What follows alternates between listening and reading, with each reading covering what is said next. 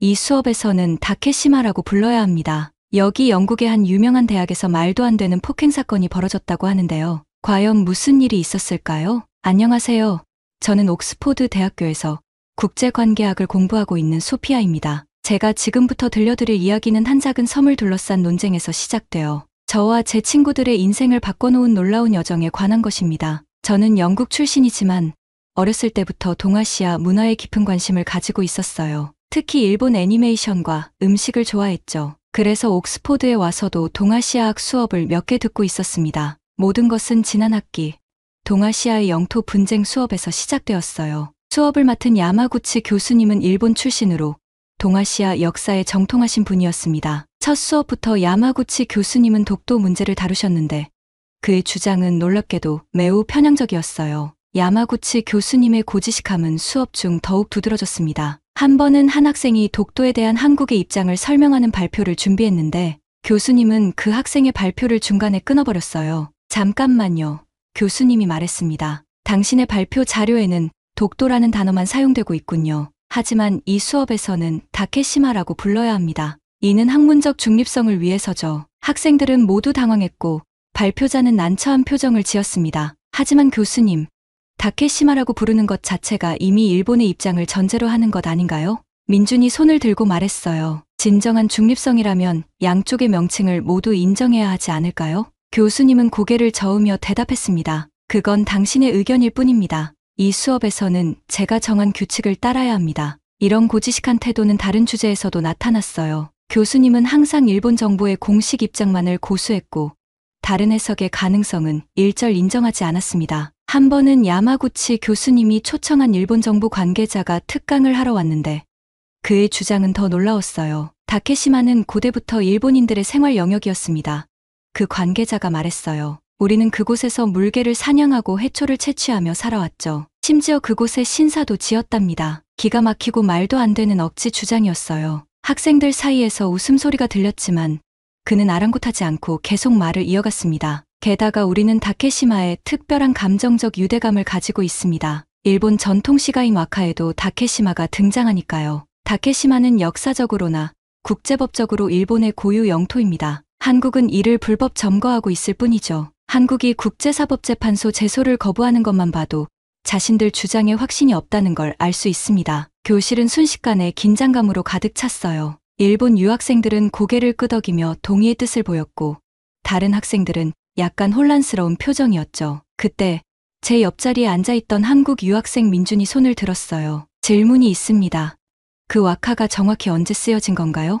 그리고 그 시에 나오는 섬이 정말 독도라는 증거는 무엇인가요? 옆에 계신 교수님은 당황한 기색을 보이더니 곧 태연하게 대답했습니다. 그건 중요하지 않습니다. 중요한 건 일본 국민들의 마음속에 다케시마가 자리 잡고 있다는 거죠. 이런 억지 주장은 계속되었습니다. 그들은 심지어 독도의 지질학적 특성이 일본 오키 제도와 비슷하다는 점을 들어 독도가 일본 영토라고 주장하기도 했어요. 민준의 목소리는 차분했지만 그의 눈빛은 강한 의지를 담고 말했어요. 교수님, 1900년 대한제국 칙령 제41호에 대해 어떻게 생각하십니까? 이 칙령은 독도를 한국 영토로 명시하고 있습니다. 야마구치 교수님의 표정이 살짝 굳어졌어요.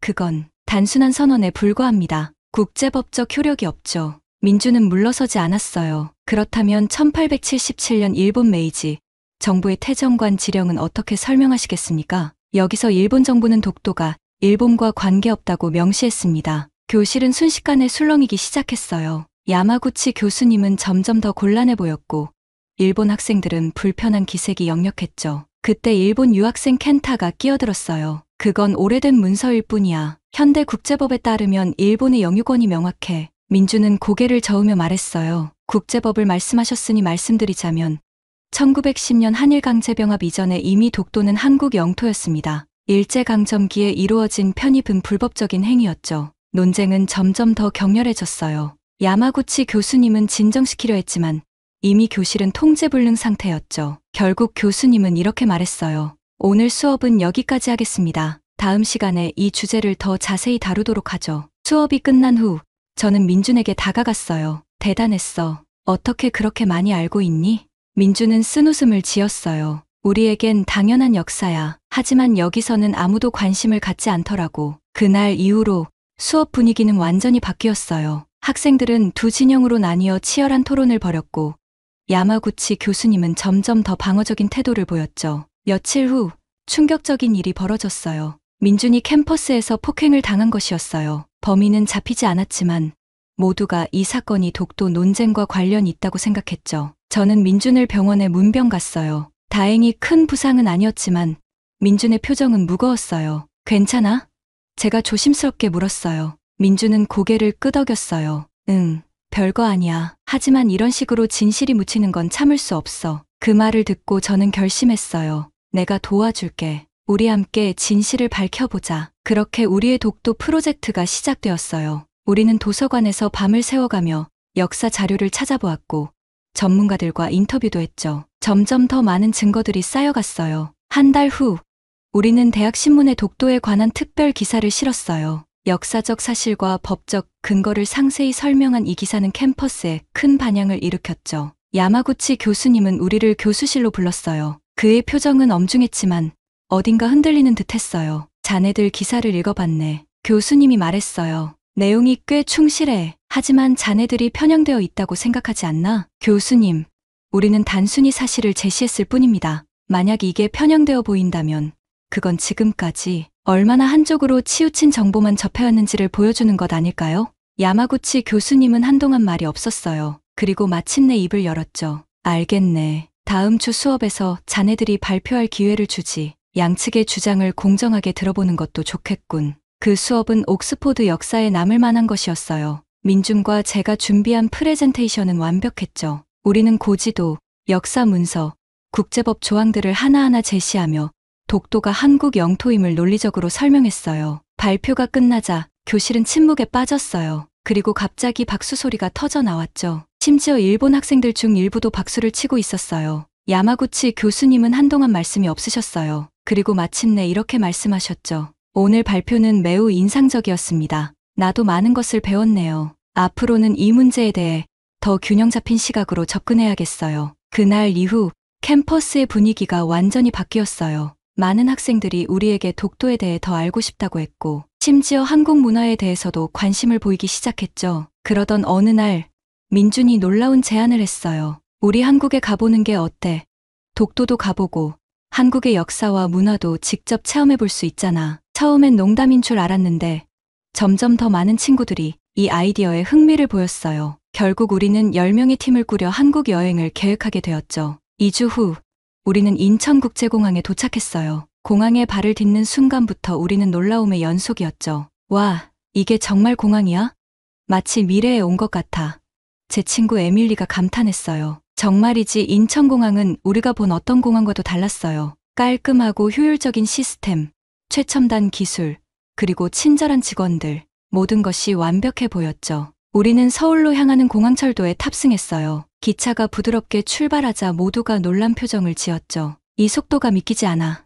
켄타가 말했어요. 일본의 신칸센보다 더 빠르고 편안한 것 같아. 서울에 도착한 우리는 더 큰 충격에 빠졌어요. 번화가의 거대한 LED 스크린들, 어디서나 사용 가능한 초고속 와이파이, 그리고 편의점에서조차 사용할 수 있는 최첨단 결제 시스템까지. 우리의 첫날은 정말 잊을 수 없는 경험의 연속이었어요. 명동거리를 걷다가 우연히 K-팝 아이돌 그룹의 게릴라 공연을 보게 되었죠. 수많은 팬들이 모여들어 열광적인 분위기를 만들어냈고, 우리도 모르는 사이에 그 열기에 휩싸여 함께 춤을 추고 노래를 따라 부르고 있었어요. 와, 이건 정말 미쳤어. 에밀리가 소리쳤어요. 마치 뮤직비디오 속에 들어온 것 같아. 켄타도 놀란 표정이었어요. 일본에서도 이런 게릴라 공연을 본 적이 있지만 이 정도로 열정적인 건 처음이야. 그날 밤, 우리는 한강공원에서 치맥 파티를 열었어요. 민준이 주문한 치킨이 도착하자마자 모두가 감탄사를 내뱉었죠. 이게 바로 그 유명한 한국 치킨이구나. 냄새부터 다르네. 첫 입을 베어 물자마자 우리는 모두 침묵에 빠졌어요. 그리고 동시에 탄성을 질렀죠. 이건 완전 다른 차원이야. 켄타가 감동한 목소리로 말했어요. 우리나라 치킨과는 비교도 안 돼. 다음 날, 우리는 DMZ 투어에 참가했어요. 분단의 현장을 직접 눈으로 보면서 우리는 한국의 아픈 역사를 실감할 수 있었죠. 특히 제3당구를 방문했을 때는 모두가 숙연해졌어요. 상상도 할 수 없어. 에밀리가 작은 목소리로 말했어요. 이렇게 가까이 있으면서도 만날 수 없다니. 민준의 표정이 어두워졌어요. 그래. 이게 우리의 현실이야. 하지만 우리는 언젠가 평화롭게 통일될 날을 꿈꾸고 있어. 그 말을 듣고 우리는 모두 민준의 어깨를 감싸 안았어요. 그 순간 우리는 단순한 여행자가 아니라 한국의 아픔을 함께 나누는 친구가 된 것 같았죠. 서울에서 우리는 한복을 입고 경복궁을 방문했어요. 고궁의 웅장함과 아름다움에 모두가 넋을 잃었죠. 믿을 수 없어. 켄타가 말했어요. 이런 오래된 건물들이 현대 도시 한복판에 이렇게 잘 보존되어 있다니. 우리는 궁궐을 거닐며 사진을 찍었는데 놀랍게도 많은 한국인들이 우리에게 다가와 함께 사진을 찍자고 요청했어요. 외국인들이 한복을 입고 있으니 신기해하는 거야. 민준이 설명해줬어요. 그만큼 한국 문화에 관심을 가져줘서 고마워하는 거지. 그 순간 저는 문화교류의 중요성을 깨달았어요. 우리가 한국 문화를 존중하고 즐기는 모습이 한국인들에게도 긍정적인 영향을 미치는 걸 직접 볼 수 있었거든요. 독도로 향하기 전날 밤, 우리는 노래방에 갔어요. 처음에는 다들 어색해했지만 민준이 강남 스타일을 부르기 시작하자 분위기가 완전히 바뀌었죠. 이거 완전 중독성 있어. 에밀리가 소리치며 말했어요. 우리 모두 안무를 따라하며 놀았죠. 그러다 켄타가 갑자기 마이크를 잡더니 한국어로 노래를 부르기 시작했어요. 민준의 눈이 휘둥그레졌어요. 너 이 노래를 어떻게 알아? 민준이 놀라서 물었어요. 켄타가 쑥스러운 듯 웃으며 대답했어요. 사실 한국에 오기 전부터 몰래 케이팝을 좋아했어. 근데 주변 눈치 때문에 숨기고 있었지. 그 말을 듣고 우리 모두 켄타를 껴안았어요. 그 순간 우리 사이에 남아있던 마지막 장벽도 무너진 것 같았죠. 그리고 마지막 날 우리는 독도로 향했어요. 배를 타고 3시간을 달려 마침내 독도에 도착했을 때 우리 모두는 숨을 멈췄어요. 와, 켄타가 작은 목소리로 말했어요. 정말 아름다워. 독도는 우리가 상상했던 것보다 훨씬 더 웅장하고 아름다웠어요. 푸른 바다와 하늘, 그리고 그 사이에 우뚝 선 섬. 그 광경은 말로 표현할 수 없을 정도였죠. 우리는 독도 등대까지 올라갔어요. 정상에 도착해서 주변을 둘러보니 모든 것이 달리 보이기 시작했어요. 이제 알겠어. 켄타가 말을 이었어요. 왜 한국 사람들이 이 섬을 그렇게 소중히 여기는지. 민준이 고개를 끄덕였어요. 그래. 독도는 우리에게 단순한 영토 이상의 의미야. 역사와 정체성, 그리고 주권의 상징이지. 우리는 모두 말없이 서로를 바라보았어요. 그 순간 우리는 단순히 다른 나라의 영토 문제를 보는 것이 아니라 한 나라의 가슴 아픈 역사와 절실한 마음을 느낄 수 있었죠. 독도에서의 경험은 우리 모두에게 깊은 인상을 남겼어요. 특히 켄타는 매우 조용해졌어요. 돌아오는 배 위에서 그가 제게 말을 걸었어요. 소피야, 나 미안해. 켄타의 목소리가 떨렸어요. 난 그동안 너무 편협한 시각으로만 이 문제를 봤어. 직접 와서 보니 이게 단순한 영토 분쟁이 아니라는 걸 알겠어. 저는 켄타의 어깨를 토닥였어요. 우리 모두 그랬어. 켄타. 하지만 중요한 건 우리가 이제 더 넓은 시각으로 볼 수 있게 됐다는 거야. 에밀리가 말했어요. 이번 여행은 정말 눈을 떴어. 한국은 우리가 생각했던 것보다 훨씬 더 발전되고 매력적인 나라야. 첨단 기술만이 아니라 전통과 현대가 조화롭게 공존하는 모습이 정말 인상적이었어. 민준이 웃으며 말했어요. 그래서 말인데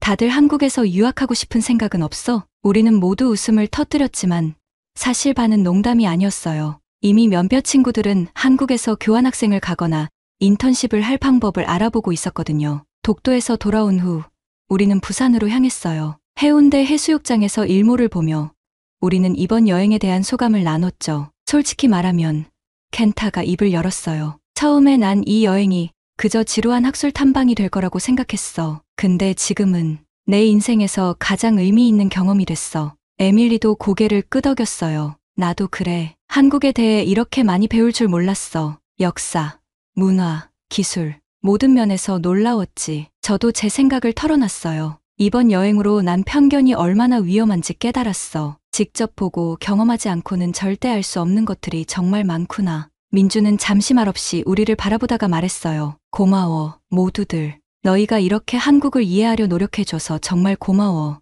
이런 게 진정한 문화 교류라고 생각해. 그날 밤, 우리는 부산 국제시장에서 열린 축제에 참가했어요. 길거리 음식을 먹으며 전통 공연을 구경하는 동안 우리는 마치 오래된 친구들처럼 서로의 팔짱을 끼고 다녔죠. 축제의 하이라이트는 소원능 날리기였어요. 우리는 각자 등불에 소원을 적었죠. 난 뭘 적어야 할지 모르겠어.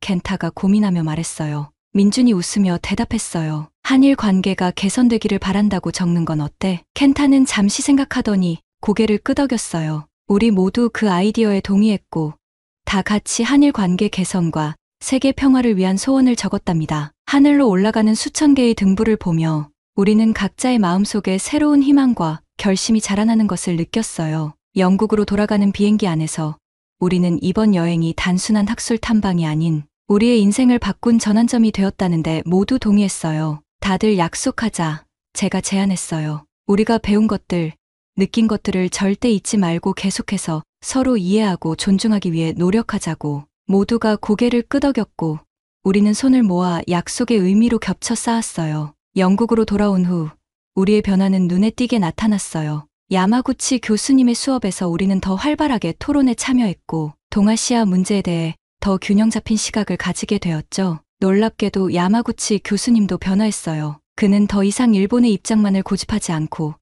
다양한 관점에서 역사를 바라보려 노력했죠. 심지어 한 번은 수업 중에 이렇게 말씀하셨어요. 여러분, 역사는 결코 한 가지 관점으로만 볼 수 없습니다. 우리는 항상 다양한 시각에서 사실을 바라보고 서로의 입장을 이해하려 노력해야 합니다. 우리의 독도 프로젝트와 한국 여행은 옥스포드 전체에 작은 파문을 일으켰어요. 동아시아학과에서는 한국학 강좌가 늘어났고 한국어를 배우려는 학생들도 크게 증가했죠. 우리의 변화는 주변 사람들에게도 큰 영향을 미쳤어요. 우리는 동아리를 만들어 한국 문화를 알리는 활동을 시작했고 매년 한국 주간 행사를 개최하게 되었죠. 야마구치 교수님은 우리의 활동을 적극적으로 지원해 주셨어요. 심지어 한국의 대학들과 교류 프로그램을 만드는데 앞장서셨죠. 지금도 우리는 종종 모여 그때의 추억을 나누곤 해요. 독도에서 시작된 우리의 여정은 단순히 끝나지 않고 지금도 계속되고 있답니다. 우리는 각자의 위치에서 한국과 일본, 나아가 전 세계의 평화와 이해를 위해 노력하고 있어요. 켄타는 졸업 후 한국에서 일자리를 찾아 떠났고서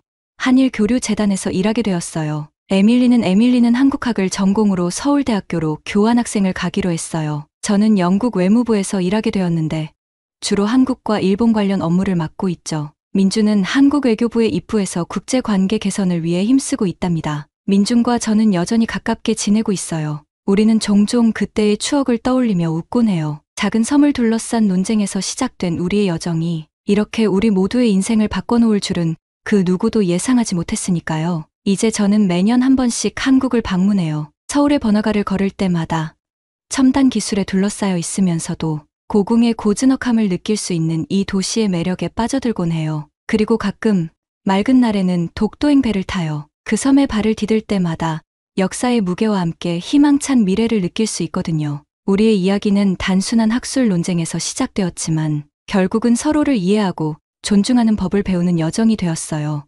독도는 이제 우리에게 단순한 섬이 아니라 열린 마음과 상호 이해의 상징이 되었죠. 그리고 그 과정에서 우리는 더 나은 세상을 만들어갈 수 있다는 희망을 보았답니다. 이 경험을 통해 저는 깨달았어요. 진정한 이해와 평화는 책상 위의 토론이 아니라 직접 경험하고 느끼는 데서 온다는 것을요. 우리가 편견의 벽을 넘어 서로를 이해하려 노력할 때 비로소 우리는 진정한 세계 시민이 될 수 있다는 것을 말이에요. 이제 저는 이 경험을 바탕으로 세계 곳곳의 분쟁 지역에 대해 더 깊이 공부하고 있어요. 언젠가는 이런 지역들을 직접 방문해서 그곳 사람들의 이야기를 듣고 이해하고 싶어요. 그리고 그들의 이야기를 세상에 전하고 싶어요. 우리의 독도 여정은 끝났지만 서로를 이해하고 존중하는 우리의 여정은 계속되고 있어요. 이 이야기가 여러분께 작은 영감이 되었기를 바랍니다. 우리 모두가 조금 더 열린 마음으로 세상을 바라볼 수 있다면 이 세상은 분명 더 나은 곳이 될 거예요. 이상은 영국에서 소식을 전한 소피아의 사연이었습니다. 오늘의 사연이 마음에 드셨다면 구독과 좋아요를 눌러주세요. 감동튜브의 지수였습니다. 감사합니다.